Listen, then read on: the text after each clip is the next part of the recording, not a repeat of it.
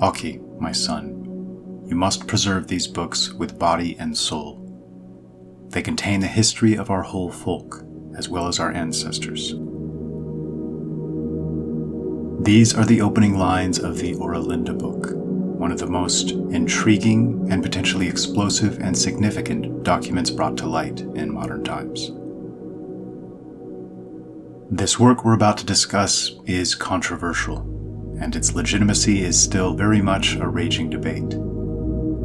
It's aggressively rejected by most academics, and though this rejection seems largely driven by all the wrong motives and is often so strange and frenzied in character as to be a bit suspect, I don't want this video to be viewed as a definitive embrace of the work's historical authenticity.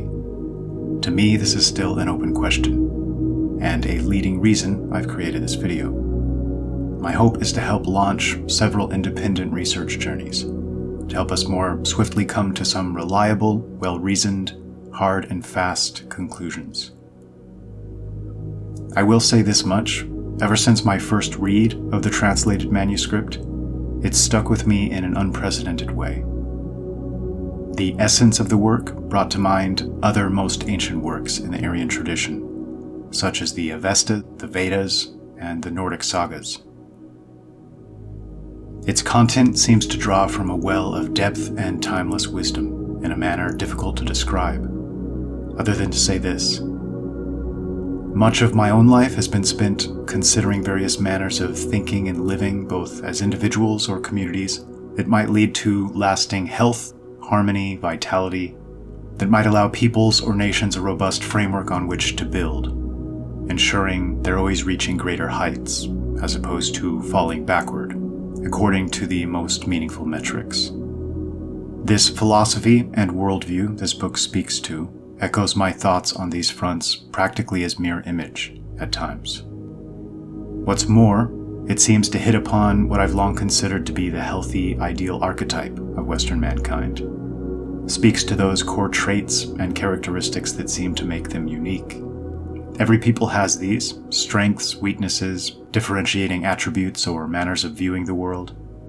And this work seems to more eloquently touch upon our own, at least what I believe them to be, based on all I've been able to gather, to a degree equal to anything else I've ever read.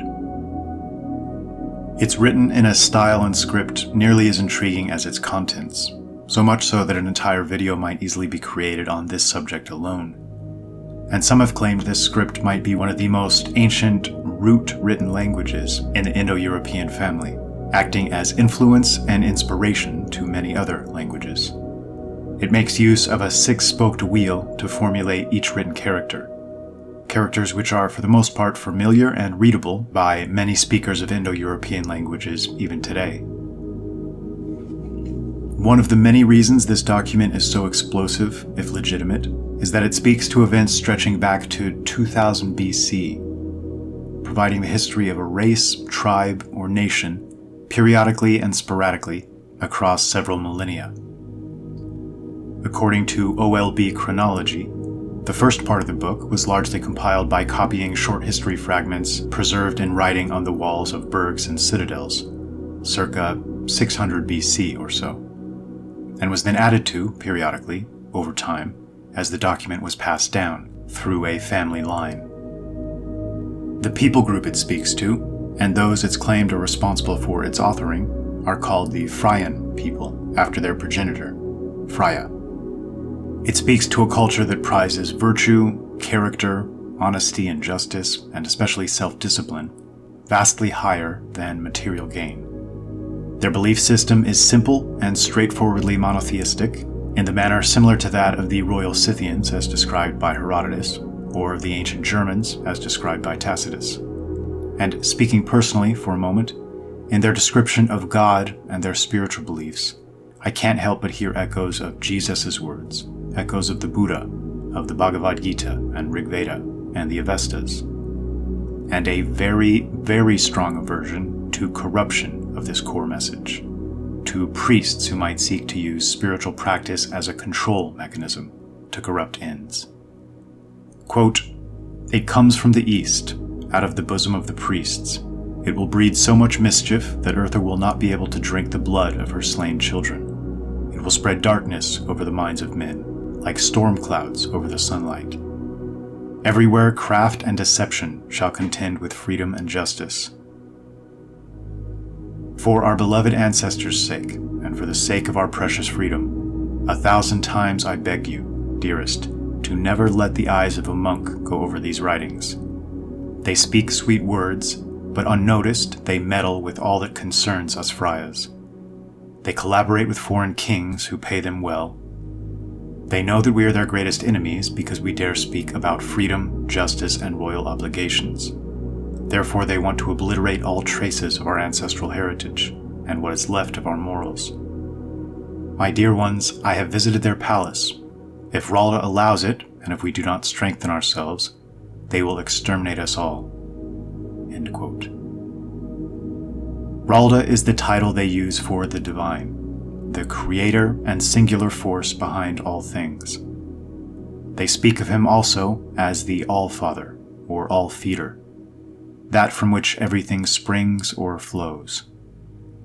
To quote directly from the notes of the original translator of the OLB, Jan Atema, quote, "Balmer's Dictionary of Mythology, Allfather, the supreme god of Nordic antiquity, and proof that the peoples inhabiting Sweden, Norway, and half of Germany had recognized the purest worship of God as the basis of their religion.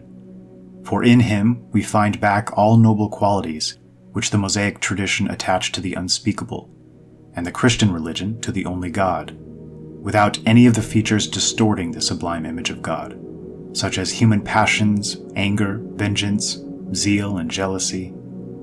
He is the creator, commander, and navigator of the universe. His breath blows through all times. His greatness and his power are unexplainable, and no one can imagine him. For he has never shown himself to a mortal, and when his spirit, his breath, dwells on earth, it is in the shadows of mysterious groves, in quiet, sacred forests dedicated to him." End quote. And to quote the Oralind text directly, quote, "Ralda is the most ancient or primordial, over oldest, for he created all things. Ralda is all in all, for he is eternal and everlasting. Ralda is omnipresent, yet invisible.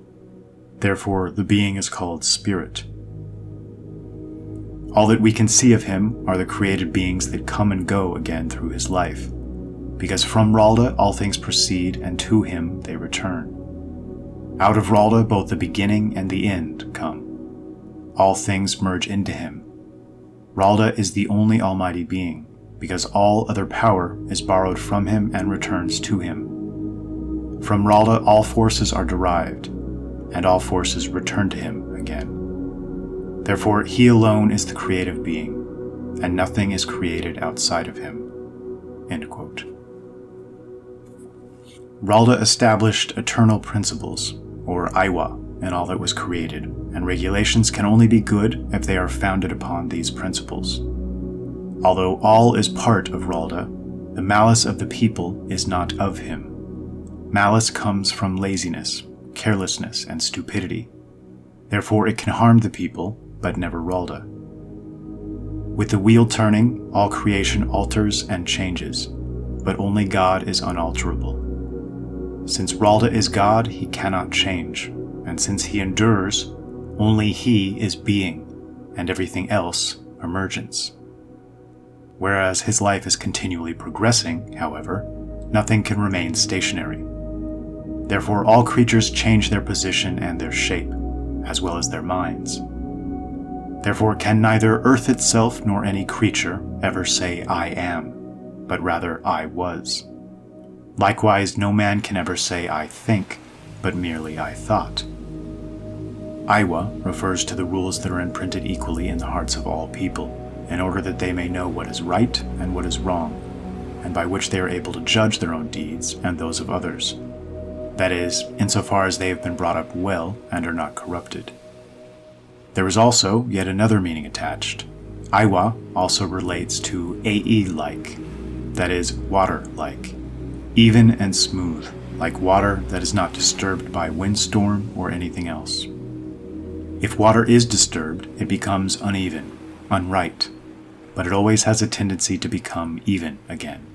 That is its nature, just as the inclination towards justice and freedom exists in Freya's children. We derive this disposition from our feeder, Ralda's spirit, which speaks strongly in Freya's children, and will eternally remain so."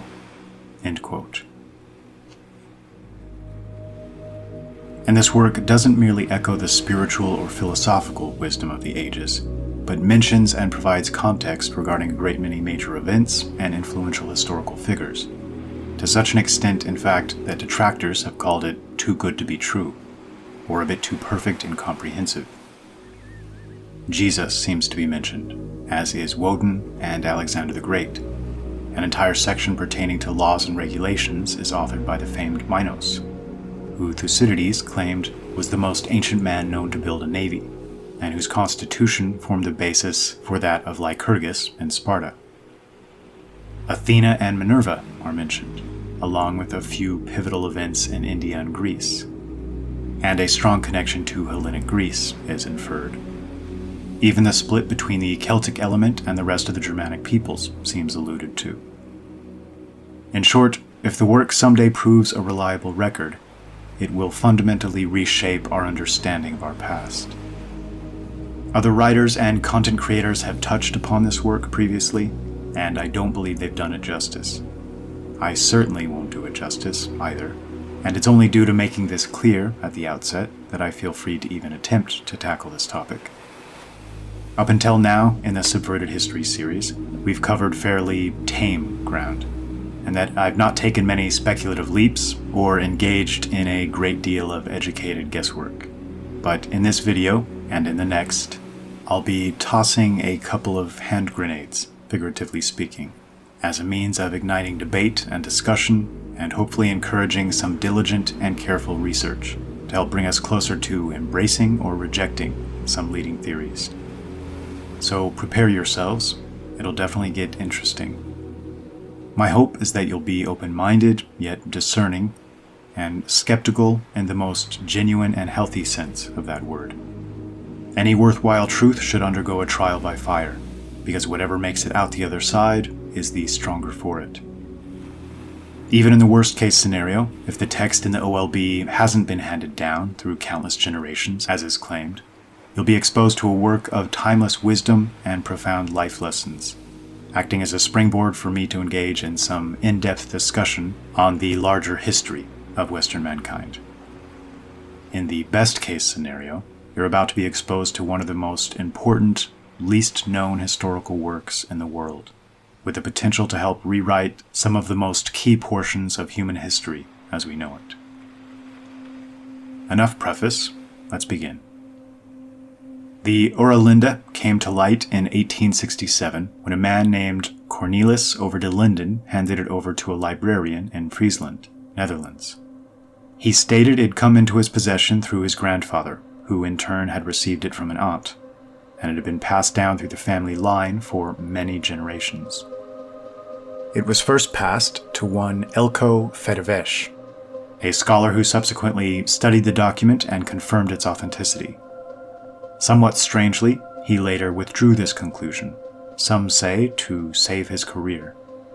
The document then enters the hands of Jan Atema, a prominent member of the Frisian Society for History and Culture, and the man who was to become the first translator and publisher of the Oera Book in 1872. To help give some idea of the importance of this work, Atema stated, quote, "We may thus accept that we possess in this manuscript, of which the first part was composed in the 6th century before our era, the oldest production, after Homer and Hesiod, of European literature. And here we find in our fatherland a very ancient people in possession of development, civilization, industry, navigation, commerce, literature, and pure elevated ideas of religion, whose existence we had never even conjectured." End quote. The work created an immediate firestorm of controversy and debate, and equally passionate defenders and detractors, in an age in which Europe was seeking to better understand its roots and clarify its own historical journey. In 1922, the Dutch-German historian and scholar of ancient religions and symbols, Herman Wirth, published Die Irrlinde Chronik in German.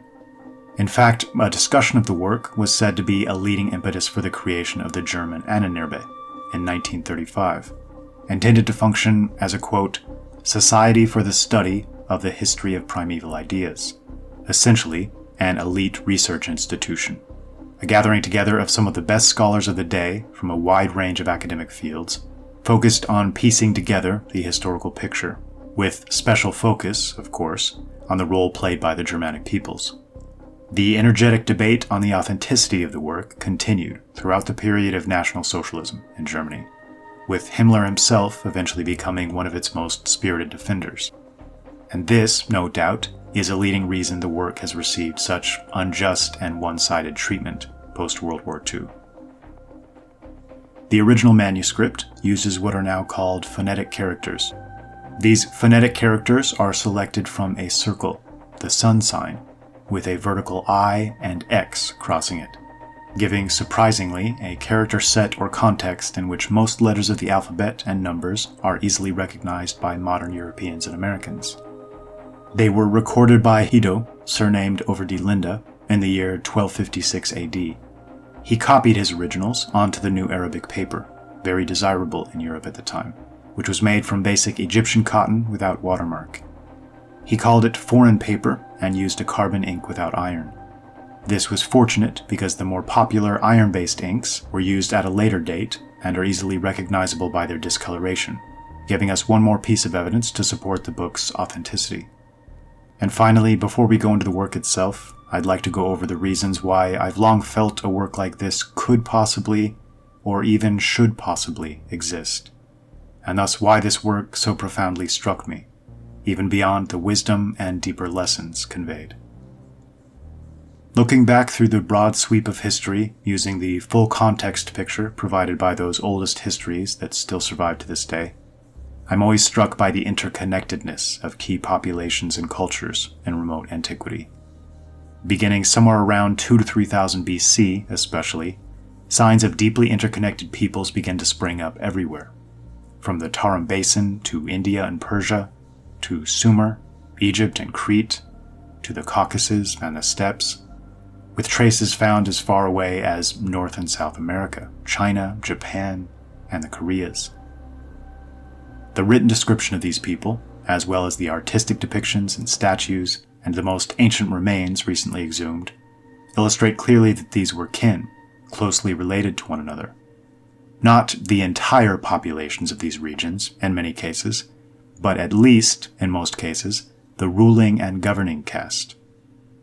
So, these don't seem to be the distinct and disconnected elements with little to no connection to one another, as many post-World War II historians have begun to argue, but very much the opposite. I've come to believe this might be best explained by envisioning a family tree, branching off into ever greater complexity.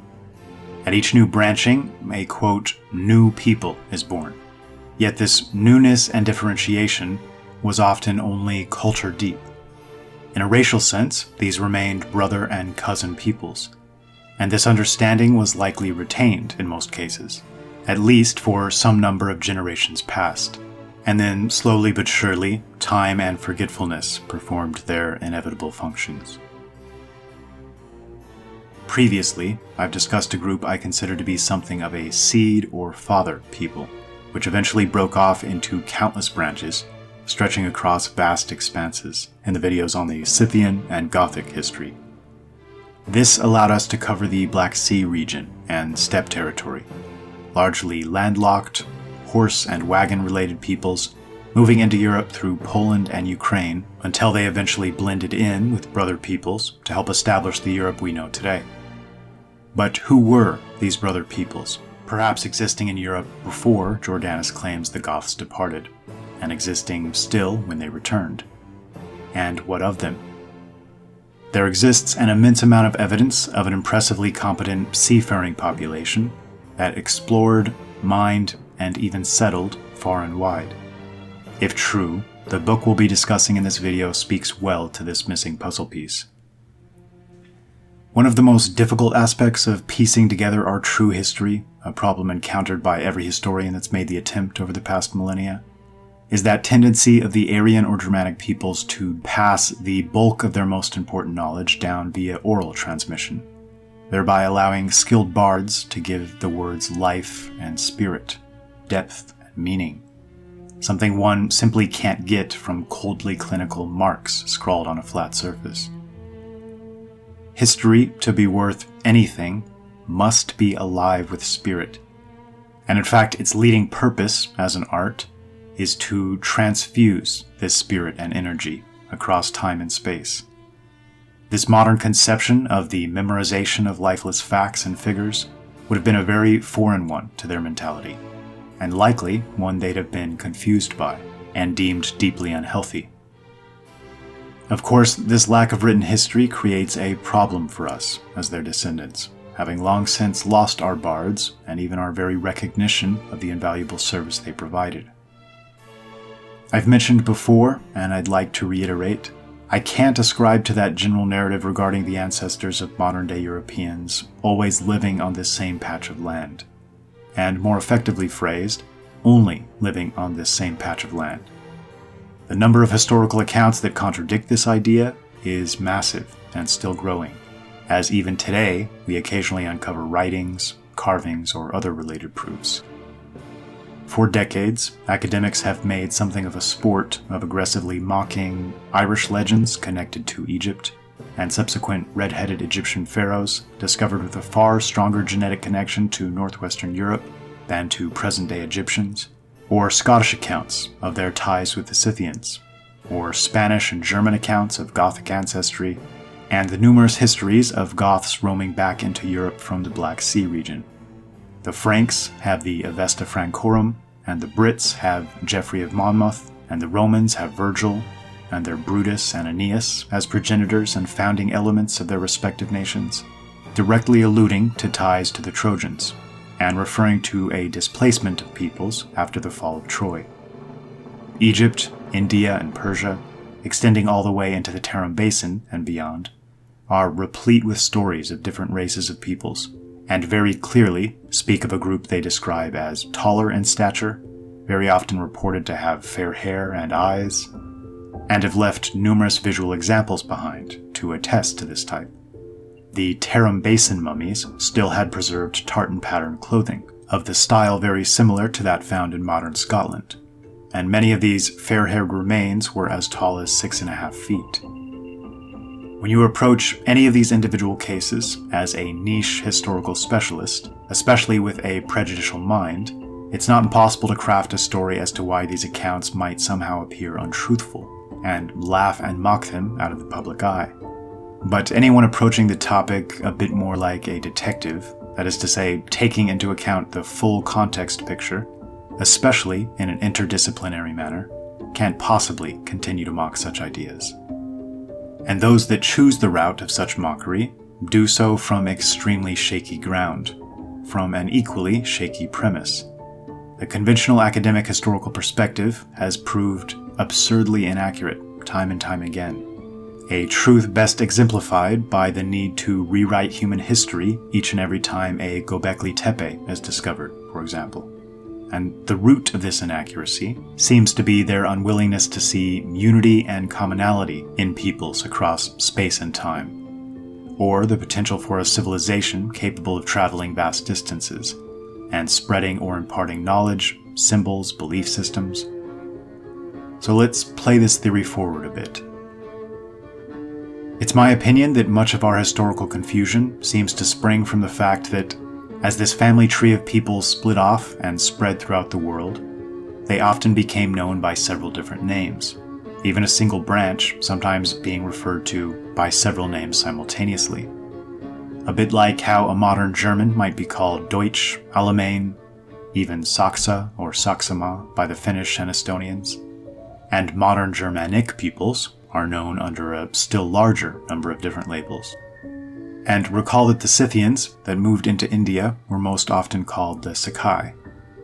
Many historians have used the term Aryan and Scythian interchangeably, or Scythian and Goth, or Goth and Saxon, or Saxon and Frisian, or Frisian and Jute, or Jutes and Danes. One could go on and on here. In fact, in a historical account of Alfred the Great by Asser, he speaks of King Alfred's mother being descended from Goths and Jutes, and practically identifies them as being one race. It's also intriguing, and perhaps not entirely unrelated, that Herodotus speaks of Hyperborea in the same breath as Scythia. Might it be that similar overlap and conflation of peoples existed in more ancient times? I think the answer here is almost certainly yes, and likely to an even greater degree than today. Ashoka, the emperor of the Maurya dynasty in India around 250 BC, is a good example here. His grandmother, a Greek princess, his pillars of Greek design, and he seems to have a very strong connection to Persia in a number of ways. Heracles is another, a figure claimed by several Indo-Europeans as their progenitor or heroic figure. Scholars that have studied both the Avesta and the Rig Veda, two of the oldest and most foundational documents in the Aryan tradition from India and Persia, have noted the immense overlap and correlation and similarity. Similar lowercase g gods, similar references to horses and chariots and horse sacrifice, or their caste systems, or soma.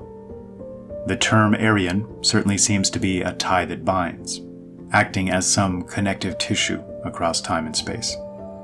But scholars seem to be confused and conflicted, especially since World War II, about this word. Some adamantly claim that it refers to only peoples hailing from ancient Iran.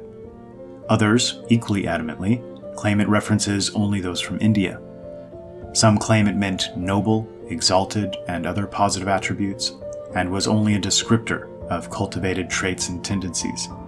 Others claim it obviously referred to a people group. I tend to think it may well have been a reference to all of the above. An exceptional people and culture who formed the elite and ruling caste of the vast majority of the region, from which many great sages and leaders happened to spring, and who then proceeded to spread far and wide across significant stretches of time. And in a related point, scholars often like to speak of peoples like the Scythians or Kushans, or similarly sprawling and ill-defined peoples and cultures, including the Goths and Germanic elements later on, as if they exclusively picked up notions, technological developments, artistic styles, and customs and traditions from large numbers of neighboring nations. And this may well be true in some sense, but I'm curious as to why the possibility is never entertained that they instead put down such notions, artistic styles, technological developments, customs, and traditions. Many seem to take it as a given that they borrowed, as opposed to their being part of a singular widespread culture operating above and across what we today conceive as national boundaries, and being more racial and genetic in character than merely region or location bound. This is vital to bear in mind. As nearly every first-hand account makes so abundantly clear, historical peoples almost always saw themselves as a race, tribe, or extended family with kinship ties, whereas modern academics will attempt to use any other classification method they're able to dream up, be it burial customs, pottery, created or traded goods, language, and perform any amount of mental gymnastics necessary to avoid classifying and viewing these peoples as they seem to have classified and viewed themselves.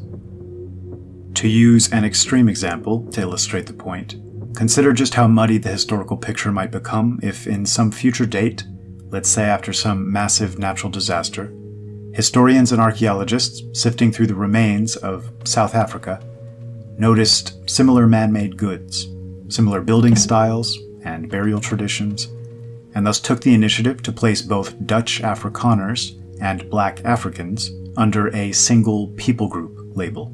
And this label was then used as the foundation for further classification around the world, causing future discoveries of both Dutch or African populations uncovered anywhere else to potentially be labeled as part of a South African nation or diaspora. This would set us back tremendously, as it wouldn't be reflective of the reality of the situation in the least. Black Africans don't consider themselves the same as Dutch Afrikaners, and vice versa, even if they may both drink the same sodas, or use similar dishes, or bury their loved ones in a similar fashion. In short, if we hope to piece together a reliable understanding of history, we have to understand and make use of the same lineage and ancestry-based framework and perspective through which they viewed their own world. And also recognize that not only are the populations living in these regions today in many cases poorly representative of those who lived and ruled there long ago, but that our modern border demarcations and names and labels for nations and cultures so often bear little to no resemblance whatsoever to those in common usage long ago. Cultivating a sensible historical picture is an art and needs to be treated as such. In the Oera, we have a work which speaks of a people for whom sea travel was second nature, to whom modern national boundaries were meaningless. Their progenitor, Freya, is mentioned in the Persian Avesta as the personification of love. The OLB speaks to adventures and settlements in Greece and India, touches upon a genetic connection to an Egyptian leader, military operations with Alexander the Great and his Macedonians. I've long felt this propensity to travel and explore, coupled with what seems to be a custom of periodically sending off their most energetic elements of excess population, is likely why the genetic and historical picture is so difficult for modern academics to unravel and make sense of. It seems these people went nearly everywhere. As we now know, the languages spoken by these supposedly distinct peoples are deeply intertwined and interconnected. William Jones, exceptional scholar and philologist of the late 1700s, was so struck by the similarities between Greek, Sanskrit, and Latin that he stated, quote, "A stronger affinity than could possibly have been produced by accident. So strong, indeed, that no philologer could examine all three of them without believing them to have sprung from some common source, which perhaps no longer exists." End quote. And with these words, just 2 short centuries ago, the concept of a lost mother tongue laying at the foundation of all Indo-European languages was spoken into being. The linguistic dimension of the historical puzzle is hugely important. And it's interesting to note that languages like Lithuanian and the Dutch, Phrygian, Saxon, Germanic root tongue appears to be even more similar to Proto-Indo-European than Hebrew, Greek, or Latin.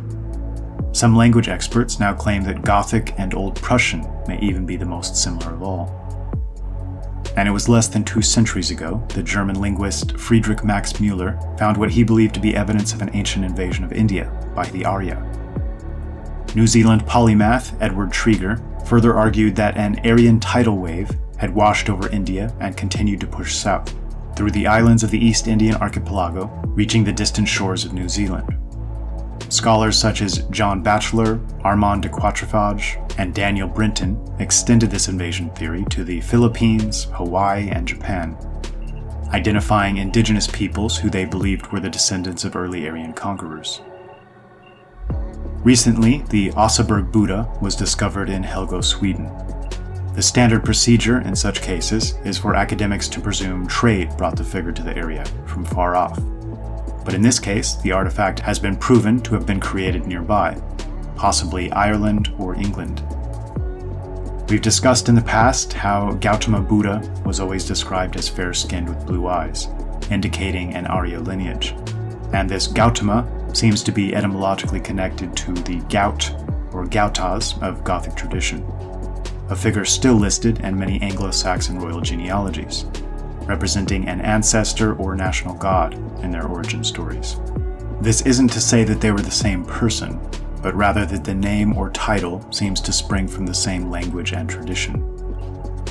I mention these examples to partially outline just how little we know, and how much of this picture is still to be properly uncovered, communicated, and understood. And unfortunately, we've entered a sensitivity-obsessed era in which honest and effective research on these topics is essentially impossible. And again, I'd like to reiterate the point that I think we need to be very careful to remember that just because 2 different labels or names are used for 2 historical peoples, this certainly doesn't definitively prove that it's not essentially one singular people and culture being referenced. To properly determine this, one needs to analyze a full spectrum of attributes. The language spoken, if evidence is available, the cultural customs and traditions, the style of art or pottery or goods, the style of ship or military equipment used, among other factors. When we notice exceptional similarities between two peoples across several of these categories, chances are very good, in my experience, that there's an equally strong genetic connection, and that any myths or stories or historical accounts connecting the two peoples deserve to be taken more seriously. This makes perfect sense, of course, as shifts in a way of life can alter any one of these specific attributes fairly significantly, but almost never a complete shift across all or even most of these categories.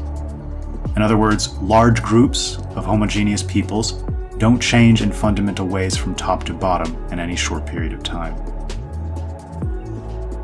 I can't help but see an immense overlap in the tone of the Oera book and that of the Nordic sagas, or the accounts and stories of the ancient Scythians, or the Goths, or the Germanic peoples more generally, to the extent that, if proven legitimate, this work may lie nearer to the center of a long-standing cultural tradition than virtually any other I'm aware of. There's even a chance that this is why the work is seen as such a threat by some, especially post-World War II, and with an academic environment dominated by individuals that seem keen on playing favorites in the spirit of the age, and aggressively rewriting history accordingly. Yet just because an absurdly dishonest and partisan academia so rejects the work with a uniquely passionate hostility certainly doesn't make it legitimate. And it's obvious why they would mount such frenzied attacks. Not only is it a bit jarring relative to conventional historical understanding, but the book speaks very frankly on matters of race, in a manner many might be horrified by in the current atmosphere, describing the three mothers of all mankind as something akin to racial archetypes, going on to list perceived strengths and weaknesses accordingly, and repeatedly stressing the need to avoid indiscriminate intermixture, resulting in destruction or dilution of these types. This is balanced with a magnanimous kindness and an extremely impressive sense of natural justice and fairness with regard to outsiders, especially those in need.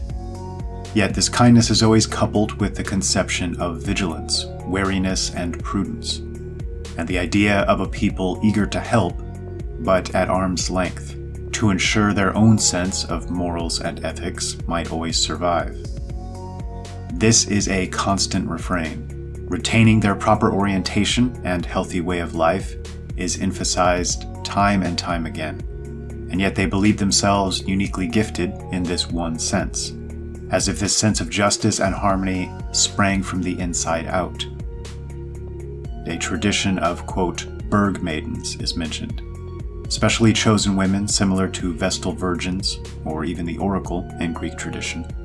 While the supreme being is referenced as male, the earthly mother is, of course, female, in the traditional sky father, earth mother conception that remains constant across most ancient beliefs and myths. This has caused some to speculate that this was a matriarchal society, but I'm not sure I agree with this.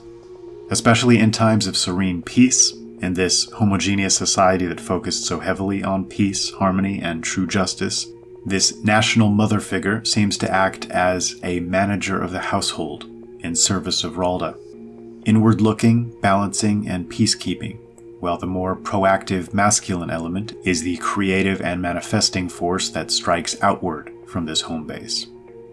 Tacitus and other writers remark more than once on just how much both the ancient Germans and Scythians prized the counsel and intuitive judgment of their best-oriented women, specifically virgins set aside for this role, those isolated from the more petty and negative and draining events of daily life.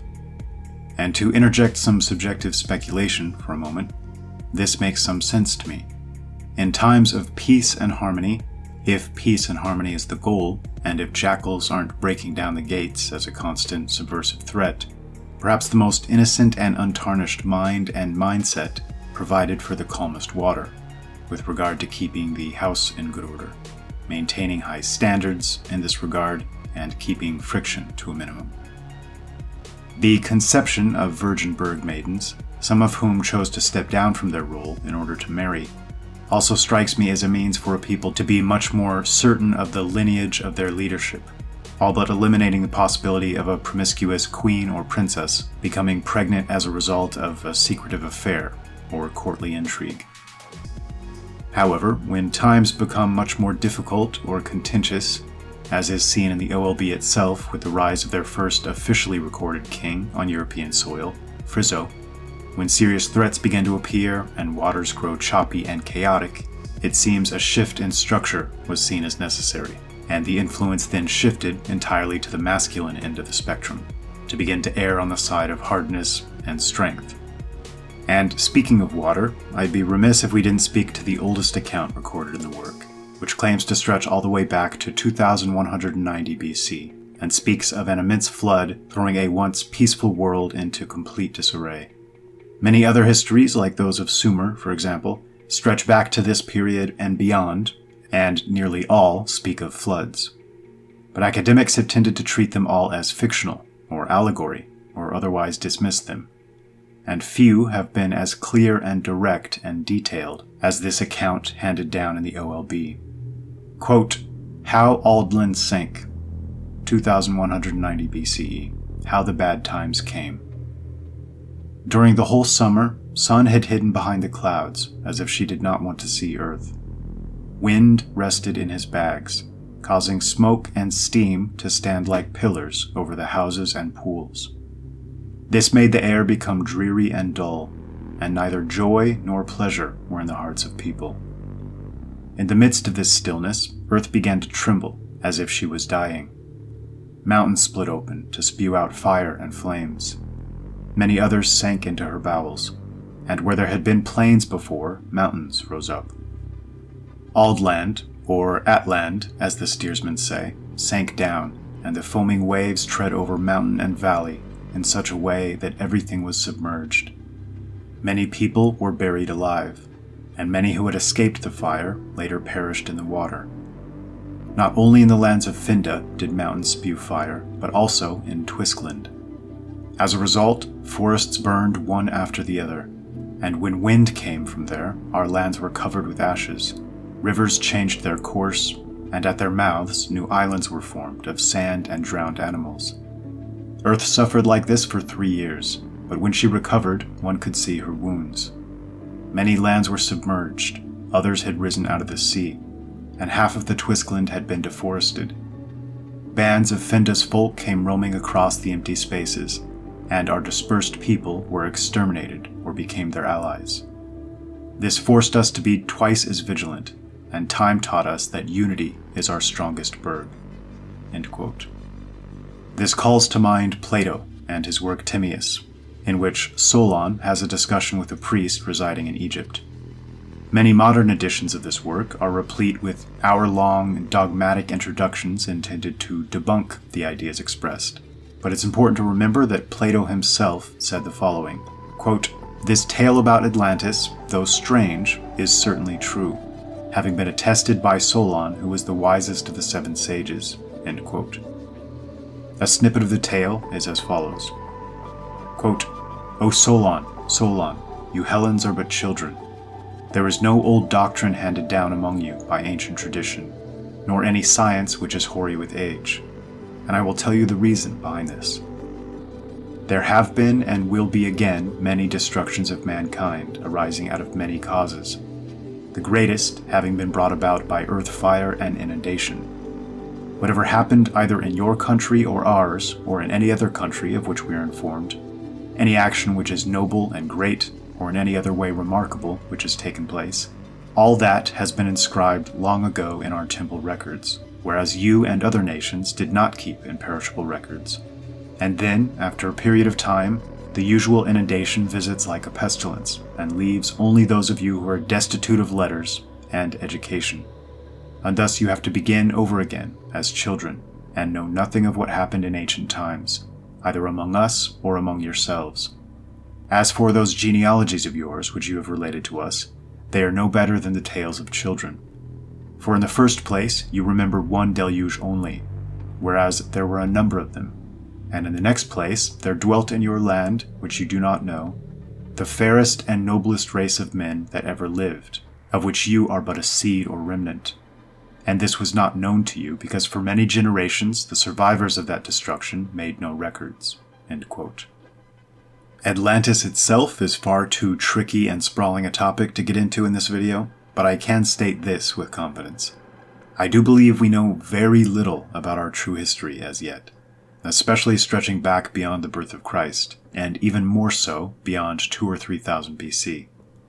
It seems a significant cause of this is likely some mixture of immense natural disasters, followed by lost or intentionally ignored truthful accounts, and perhaps even aggressively pushed untruthful, derivative and speculative accounts.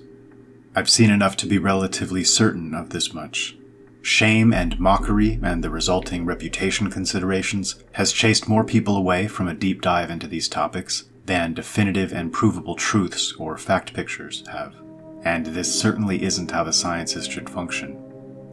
And it's interesting to me just how much of what Plato says about these ancients, about his ideal form of living, seems to match so closely with the royal Scythian or Gothic or Phrygian culture, and that of the Germans observed by Tacitus. Montaigne tells us, quote, Plato, in his Laws, considers no plague in the world more harmful to a city than this, to let the young change at will from one fashion to another, in dress, gestures, dances, exercises, and songs, shifting their judgment now to this position, now to that, running after novelties and honoring their inventors, whereby morals are corrupted and all ancient institutions come into disdain and contempt. In all things except those that are simply bad, change is to be feared. Change of seasons, winds, food, and humors. And no laws are held in their true honor except those to which God has given some ancient duration, so that no one knows their origin or that they were ever different. End quote. I think it's significant that the term plague is used here. The prescience and prophetic nature of the wisdom expressed by these ancient sages is remarkable. And this wisdom is seemingly made manifest by these more ancient cultures. The Phrygians of the OLB speak to these ravages caused by plagues, caused by lax trade and migration policy, and a reduced discipline and vigilance, allowing sickness to creep in undetected. But they seem even more on guard against spiritual or cultural plagues. Their first and foremost concern wasn't forcing others to adopt their viewpoints or way of life, but rather maintaining their own high standards in these regards, at all costs. The OLB tells a story of the Phrygian people dealing with a hostile neighboring element with deceptive and subversive intent, to the extent that they'd taken to luring away, even kidnapping, Phrygian children, the most attractive or charismatic of which then often return as walking advertisements for this foreign element, whose corrupt leaders are referred to as the Magus, essentially enslaved by them, and with a mission to spread their doctrine. Then the OLB tells us, quote, when these slave people had learned our language, they convinced the military leaders and nobles to submit to the Magus, so their sons could succeed them without election by the folk. Those who had gained a front yard for their house for their good deeds were promised a backyard on behalf of the Magus. Whoever had earned a front and backyard already was promised a surrounding yard, and who had a surrounding yard, a whole estate. If the nobles were still loyal Phrygians, the slave people changed course and aimed at the more degenerate sons. Yesterday, some of you suggested that we mobilize to force the eastern states back to the old customs, but in my humble opinion, that would fail miserably. Imagine if our cattle had been plagued by a serious lung disease, which was still raging badly there. Would you then risk mixing your healthy animals with their sick ones? Surely not.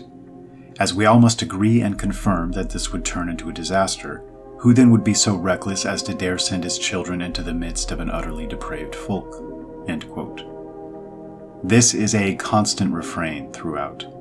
These were a people with high walls, metaphorically, who sought to lead or inspire by example, not force, very much contrary to the ambitious proponents of slavery in the broadest sense of that word, that seemed to be a constant threat and thorn in their sides.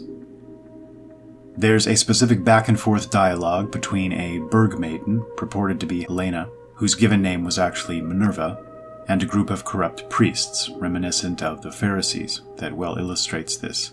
Quote, when nigh Helena, or Helena, whose own name was Minerva, was well established, and the Greeks loved her almost as much as her own folk, some princes and priests came to the Berg and asked her where her inherited states, or Urva, were. Helena answered, I carry men, that is, my Urva, in my heart. What I inherited is love of wisdom, justice, and freedom. If I lost that, I would be like the lowest of your slaves. Now I give advice for free, but then I would sell it." The dignitaries left and shouted mockingly, "We are your obedient servants, wise Helena." But they failed in their ridicule, for the folk that loved and followed her took this name as a name of honor. When the dignitaries realized they had missed their target, they started accusing her and said she had bewitched the folk. But our folk and the good Greeks asserted everywhere that it was slander. Once they came and asked, "So if you are not a sorceress, then what is the purpose of the eggs you always have with you?" Minerva answered, "These eggs are the symbol of Freya's counsels, in which our future, and that of all humankind, lies concealed. Time must hatch them, and we must protect them from being damaged." The priests replied, "Well said, but what is that hound at your right-hand side for?" Helena answered, "Does not the shepherd have a sheepdog to keep his herd together? Just like the dog serves the shepherd, I am in Freya's service. I must watch over her flock." "That makes sense indeed," said the priest. "But tell us, what is the meaning of the night owl that is always sitting on your head? Might that light-shunning animal be the sign of your clairvoyance?" "No," Helena answered.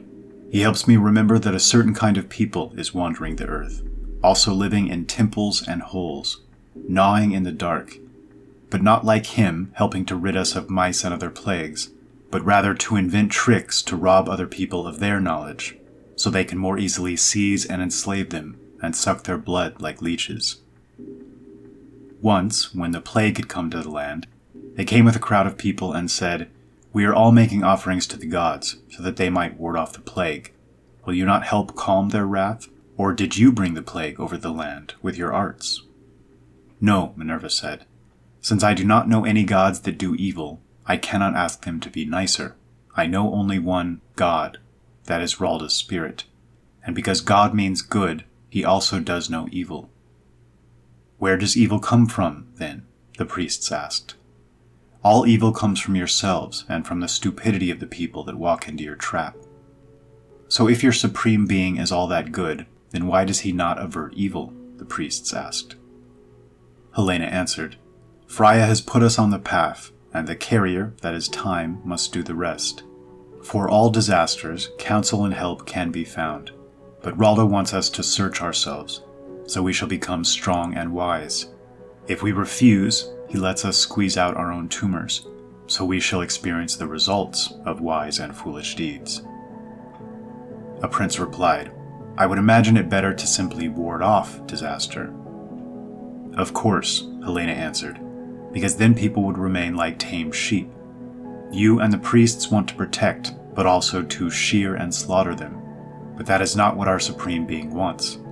He wants us to help each other, but also that all be free and become wise.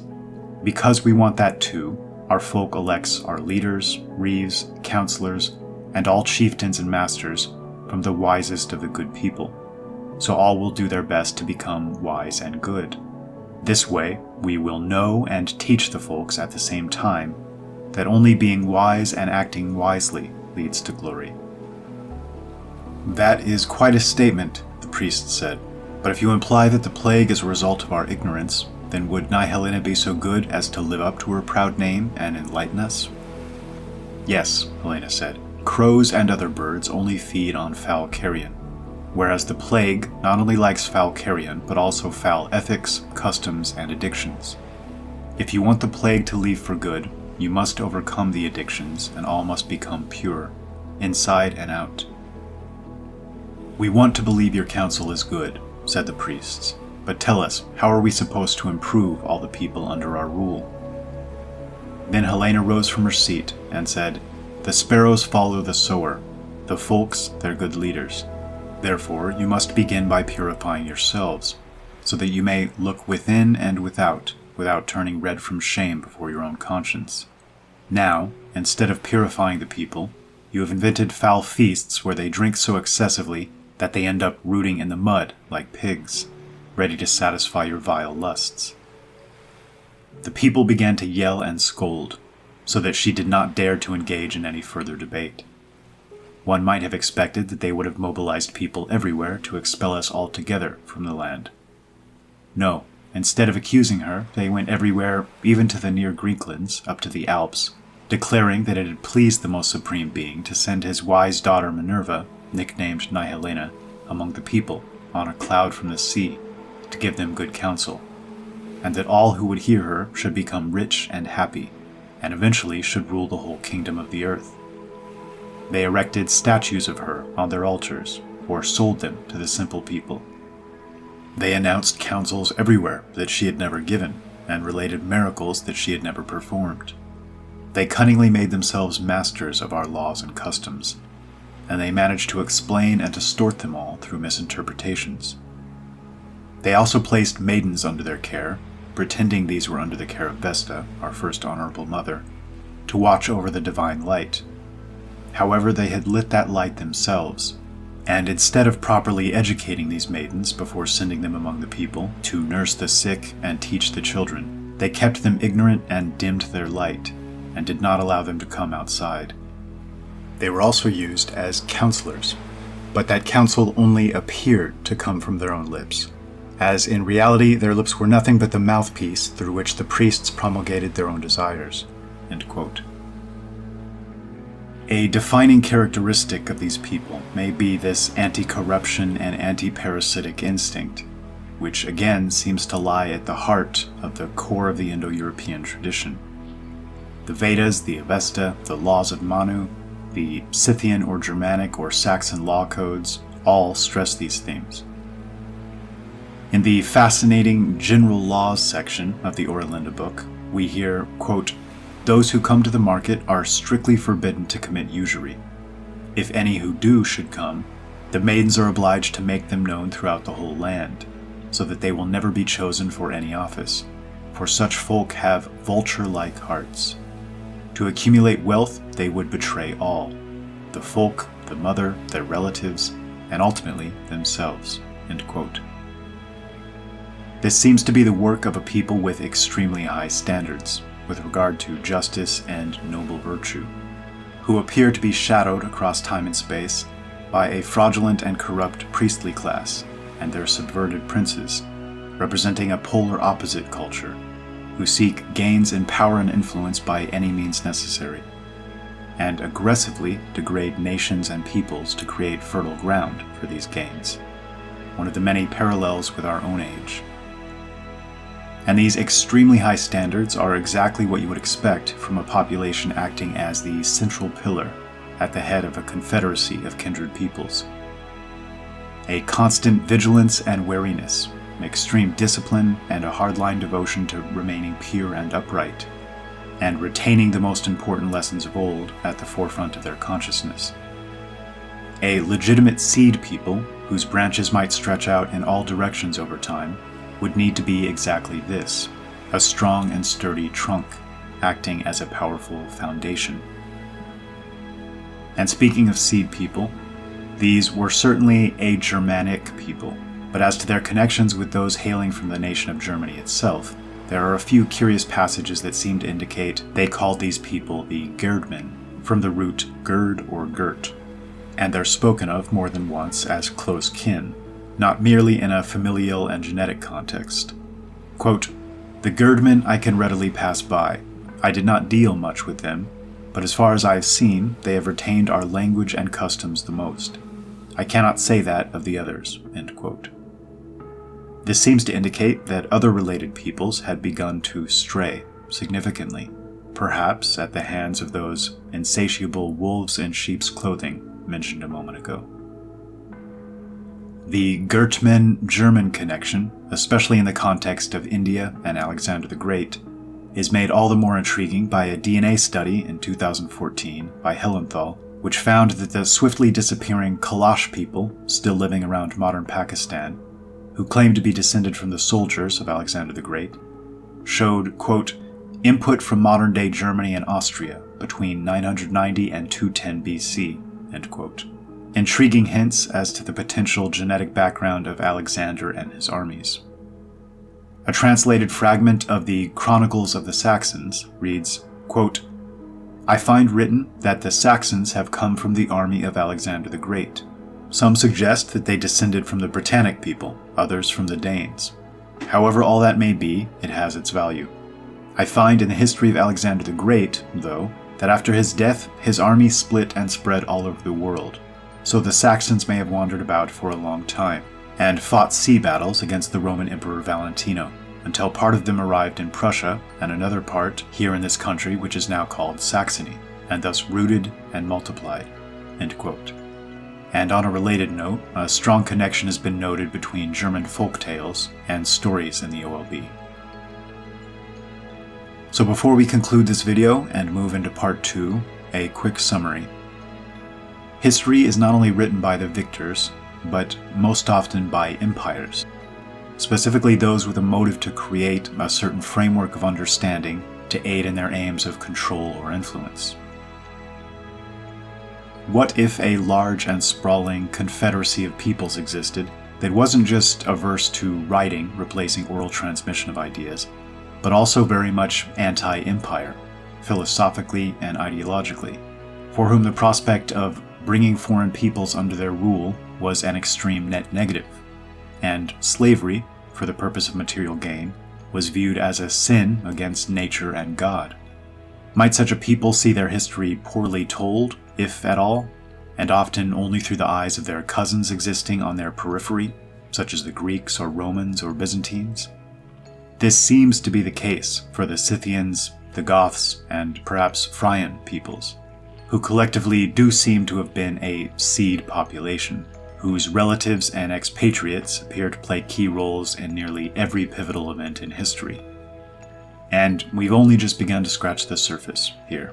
In the next video, or perhaps 2 videos, we'll discuss the genetic picture and these seed people's strong connection to what academics have labeled the Yamnaya population group, the connection to Ulysses and the Odyssey, J.R.R. Tolkien's profound interest in the Phrygians and the related book he was working on as of his death, the mystery landmass that is now underwater that is speculated to have once been the central hub of activity in Europe, and much more. Until then,